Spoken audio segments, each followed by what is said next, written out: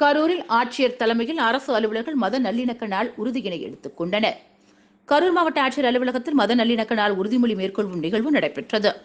மாவட்ட ஆட்சியர் பிரபுசங்கர் தலைமையில் அரசு அலுவலர்கள், பணியாளர்கள் உள்ளிட்டோர் இந்த உறுதிமொழியினை எடுத்துக் கொண்டனர்.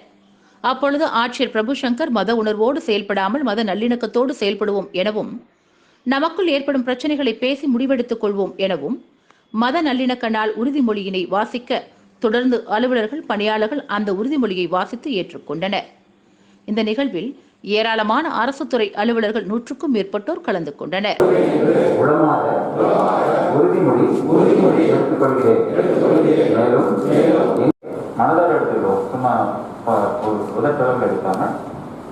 நல்லிணக்க நாள் உறுதிமொழி